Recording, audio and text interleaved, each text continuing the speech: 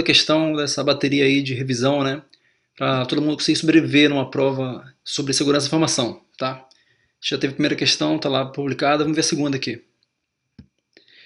Bem, a questão do CESP para perito criminal da polícia do Pernambuco, certo? Perito criminal informática, na área de informática, do ano 2016, ano passado, tá? O ataque a sistemas computacionais que explora a relação de confiança entre um aplicativo web e seu usuário legítimo é denominado, e aí o cara vem com essas opções aí, né? Syncfloud, Phishing, o Cross-Site Request Forgery, que é CSRF, o Trojan e o Spyware, certo? Bem, mais uma questão que você tem que saber lá quais são os malwares, né, e identificar qual que ele está pedindo. Tá, então você aqueles scripts que eu botei na primeira lá, que durante a primeira leitura entender qual é o tópico. Então, de novo, a gente está falando de ataques, né, sistemas computacionais, está bem claro aqui. E ele quer que a gente identifique um malware lá, um tipo de malware, um tipo de ataque, enfim. Então vamos sublinhar o que é importante. Né? Um ataque a sistemas computacionais e um ataque que explora a relação de confiança entre um aplicativo web e seu usuário legítimo. Então você tem que saber esse conceito. Né? Qual é o tipo de ataque que explora a confiança entre um site, né, um aplicativo, um servidor lá e o usuário. Né? Beleza, então o que a gente vai fazer? A gente vai seguir aqui o script de eliminando as questões mais comuns. Né? Então vamos lá. Primeiramente, o que eu quero saber, deixar ali guardado, né, é o ataque a sistemas computacionais que explora a relação de confiança entre o aplicativo web e seu usuário legítimo. Tá? Os tipos de malware. Novamente, eu vou falar aqui os mais comuns, o que a pessoa lembra logo de cara. Né? Vírus. Anexa a outro programa e propaga cópias de si mesmo. É executado quando o programa hospedeiro é executado. Então a palavra-chave seria essa que tem negrito aí. Pode realizar qualquer tarefa para a qual foi programada. O vírus, você vai programar o vírus lá para fazer o que quiser, né? Apagar, bloquear, travar o computador, desligar, enfim.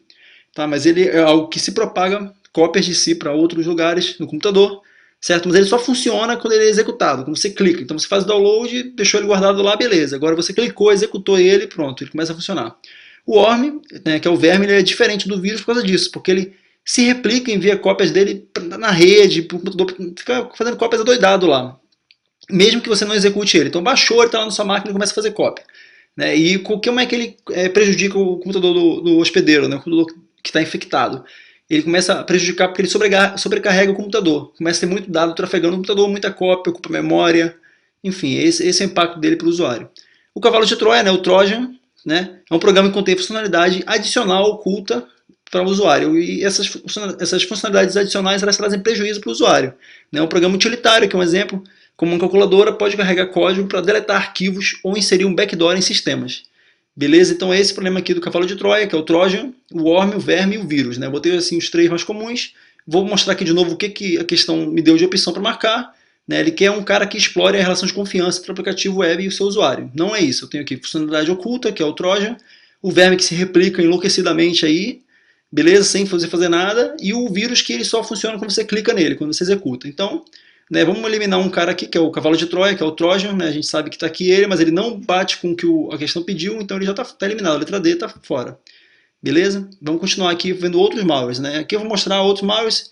O backdoor que eu puxei lá através do cavalo de Troia, que pode ser um aplicativo seu, pode trazer um backdoor. O que é um backdoor? É uma modificação de um programa que permite o acesso não autorizado a funcionalidades.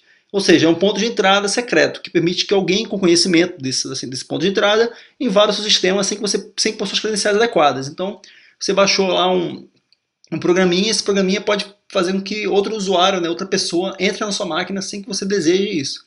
Né? Ele pode ser usado para fins legítimos. Né? Tem vários programinhas que você utiliza, que abrem backdoors, né, abre uma porta no seu computador para fazer um acesso remoto, enfim. Beleza? Eu vou falar aqui do spyware, que a principal finalidade dele é coletar informações de usuários sem consentimento deles. Então, quando a questão estiver falando de algo que coleta informações do usuário sem consentimento deles, está falando do spyware, beleza? Essas informações são enviadas para o atacante, coleta informação, envia para o atacante através da rede, e o spyware é utilizado em golpes financeiros, geralmente para roubar senha, número do cartão de crédito, aquele código lá de trás, enfim. Como eu falei, beleza. Aí, tipos de spywares, né? Na primeira questão lá a gente viu o keylogger e o screenlogger. Então, eu vou falar deles aqui, ó. São utilizados para roubo de informações, né? Alguma coisa logs, né? Que copiam os logs, guardam os logs, né? Geralmente de login, senha e outros dados pessoais. Aí tem o keylogger, que monitora os dados digitados pelo usuário, e o screenlogger, que grava a tela do usuário enquanto ele realiza alguma tarefa. Né? O segundo tem aqueles teclados virtuais lá do seu site do Internet Banking. O screenlogger vai ajudar o atacante a descobrir qual é a sua senha através daquilo. Beleza? Voltando aqui às alternativas que a gente queria, né? E falei do spyware, né? O outro tipo de spyware que tem aqui é o adware. O adware que é utilizado para propaganda, né? É utilizado para exibir propagandas, porém coleta informações de navegação. Então você vai navegando, você vai pesquisando lá na Netshoes, você vai pesquisando lá na Centauro, você vai pesquisando em lojas americanas, qualquer site desses aí de vendas, e eles vão guardando essas informações e fazendo propaganda para você com base na sua navegação. Então isso aí otimiza lá os ganhos de propaganda. Então eu queria dizer que o adware, o adware, que é um tipo de spyware, né, ele na verdade não necessariamente causa um mal assim para você, né, não é um ataque. Você não necessariamente é usado para fraudes e golpes, né, ele basicamente para fazer propaganda para você. Então é chato, porque às vezes o usuário não gosta, né, você faz uma pesquisa para um negócio específico seu, você não quer mais saber daquilo, mas fica pulando lá a propaganda daquele item para você. Beleza? Então com isso, né, o spyware está aqui, o spyware letra E está fora também, porque o que a gente quer saber? A gente quer saber que o ataque a sistemas computacionais que explora a relação de confiança entre um aplicativo web e o seu usuário legítimo. Beleza? Então o spyware não está nessa brincadeira aí, está fora ele. Vamos continuar. Falar do phishing agora, né? O phishing é um tipo de ataque de engenharia social, com o objetivo de obtermos informações pessoais, credenciais, dados financeiros, etc. O atacante tenta pescar, né? Vem o phish na verdade ele não é com PHI, aí é um phishing, né? Com F, né? O inglês, mas aí você vai pensar no phish e vai lembrar do phishing, né? Do inglês. Os dados sensíveis de diferentes maneiras. Então o cara vai tentar de alguma maneira roubar os seus dados lá, né, por engenharia social. Ele vai te conhecer, ele vai mandar um e-mail para você, vai te mandar um link, vai te mandar um link no WhatsApp. Até recentemente agora ocorreu um golpe aí no WhatsApp em relação à Páscoa, né, uma certa suposta promoção que você mandava um link lá no grupo e o cara clicava, botava dados pessoais e ganhava um ovo de Páscoa lá de uma empresa grande aí, né. E, enfim, um mais específico do que o phishing, é importante falar que é o spear phishing. É um ataque de phishing montado para um alvo específico e não para um grupo genérico de pessoas. Esse aqui, o phishing normal, ele manda para um monte de gente, o spear phishing é para um atacante, o atacante pensou exatamente em você. Né? Ele sabe as suas preferências políticas, os seus gostos musicais, os comerciais ou pessoais. Um exemplo que eu vou dar aqui é o atacante envia um e-mail que parece ter sido da sua mãe, com conteúdos similares àquele que sua mãe costuma te enviar. Né? A tua mãe manda aquele bom dia, filho, aquela figura lá e tal, eu te amo.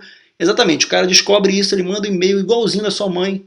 Aí tu clica para baixar lá o vídeo, para baixar a imagem, na verdade é um vírus, é um backdoor, alguma coisa que não vai ser boa para você, né? Então, quanto maior a confiança do usuário naquele assunto, você abre o e-mail, faz o download do arquivo infectado ou clica no link lá e aí já era. Então tem o spear phishing e o phishing normal, beleza? Sabendo agora o que é esse tal desse phishing aí, que faz o trocadilho aí com pescar, né? Você já sabe que a letra B aqui, ó, não é. Por que ela não é? Porque a gente está querendo saber o ataque que explora a relação de confiança entre o aplicativo web e seu usuário. E lembrando do phishing, aí você já vai para um, né? Vai 50%. Está muito mais fácil a sua vida de acertar. Então vamos falar do SymFlood. O SymFlood, né? Flood é inundação, e o Sym aí você tem que conhecer um pouco de rede de computadores, né? Como é que funciona a comunicação lá no protocolo TCP/IP. Beleza? Mas isso aí é um outro assunto. Vamos só aprender por alto o que é o SymFlood. Não vamos aprender o que é lá o Three-Way Handshake, que vai te dar a base completa, tá? Então o SymFlood é um ataque de negação de serviço. Você vai inundar lá o serviço do cara, né? O atacante envia uma sucessão de pacotes SYM com o objetivo de sobrecarregar o sistema da vítima e deixá-lo indisponível para o tráfego legítimo. É necessário saber que para iniciar uma conexão entre dois hosts, né, o host A envia um pacote SYM para o host B, solicitando conexão e pedindo uma resposta do B. Então o B responde sim ou não. A inundação por SYM ocorre quando o host B não consegue dar conta de responder a todas essas requisições. Então o host A manda para o host B um SYM, o B tem que responder lá com um SYM-ACK, né? E o A vai mandar de volta para ele só um ACK. O problema é que cada vez que você manda um SYM para o B ele é um cara que é gente boa, ele quer responder para você. Agora, se 30 pessoas estiverem mandando um SYM para ele ao mesmo tempo, ele não vai conseguir responder para todos esses caras ao mesmo tempo, e aí ele vai dar uma negação de serviços. Alguém que de fato quer conversar lá com o host B não vai conseguir, porque ele vai estar respondendo para 30, 40 caras que não querem conversar com ele, que é só perturbar a vida do cara. Então o SymFlood é isso, ele inunda, né, entope o cara de pergunta, de SYM, ele começa a responder essas perguntas, chega uma hora que ele dá um crash, chega uma hora que alguém que quer de fato falar com ele tenta e não consegue. Tá? Esse aí é o SymFlood, que é a inundação por SYM, né, por enviando pacotes SYM. Beleza, então o SYM está fora, sobrou só a resposta para a gente, que é o CSRF. Né? A gente quer um ataque de sistemas computacionais que explora a relação de confiança entre o aplicativo web e seu usuário legítimo. Beleza? Então o que é esse cara aí? Vamos descobrir agora o que diabo é esse CSRF. Né? Então é o Cross-Site Request Forgery, né? que é o gabarito da letra C, que chama finalmente ao resultado. É um ataque, como disse, né, o enunciado ele explora a relação de confiança entre um aplicativo web e seu usuário legítimo. A tradução esclarece um pouco o funcionamento. O que é isso aqui? É o Cross-Site Request Forgery. Forgery é falsificação de requisição entre sites. Então ele falsifica uma requisição. O site parece que está recebendo uma requisição, mas não é uma requisição de verdade. Né? Ele ocorre quando uma solicitação cruzada, falsa, é feita através do browser do usuário. Agora vamos lá imaginar a situação. Você está lá navegando, né, no site bancário, que exige autenticação, autenticou e tal, beleza. Aí você botou outro site lá, botou Google, tal, foi ver uma notícia, algum site de notícia, começou a navegar nessas páginas, certo? Só que o seu site lá que autenticou, você guardou um cookiezinho, guardou o cookie, né, o browser guardou um cookie com suas credenciais, né, e aí o que acontece? Em um outro momento, né, você clica num link para abrir uma imagem, por exemplo, e o atacante foi lá e substituiu, né, essa imagem, ao invés de ter o script lá dessa imagem, por uma requisição que utiliza o cookie que você gravou, né, para realizar uma transação bancária naquele primeiro site. Então o primeiro site, ele pensou assim, pô, você está autenticado, então se você está autenticado, tudo bem, pode fazer o que você quiser aqui.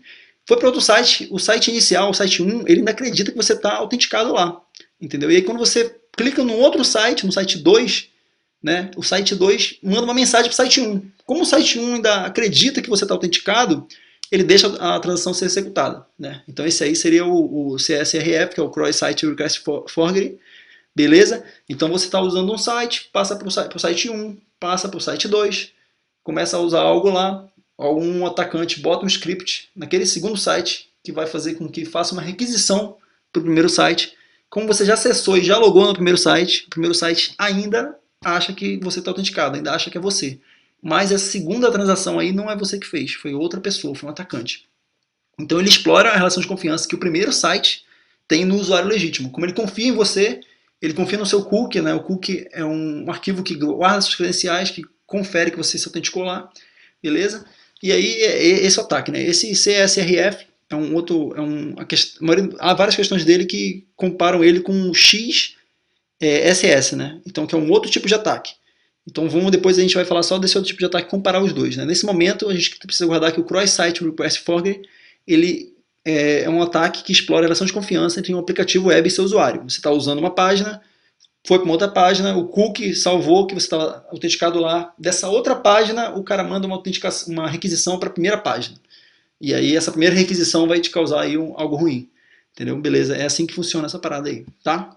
E aí o resumo dos malwares, né? Eu tirei uns outros que a gente falou na primeira aula, botei os novos aí, o Cross-Site Request Forgery está aqui. O Spyware entrou também, que ele não tinha antes, tinha só o Keylogger e o Screenlogger. Entrou o Phishing também, que é um ataque de engenharia social, como eu falei. Né, o e-mailzinho que você recebeu lá. O SimFlood, que é a inundação por SIM, também entrou aí. O anti-rootkit e deixei os outros aqui também. Beleza? Então tente dar uma lida aí nesse resumo dos malwares aí para você pegar aí a maioria dos malwares que costumam aparecer nas questões. Como vocês viram, começa a repetir as coisas, né? O cavalo de Troia já repetiu. Enfim, beleza, vamos nessa aí. Bom estudo aí pra galera. Valeu.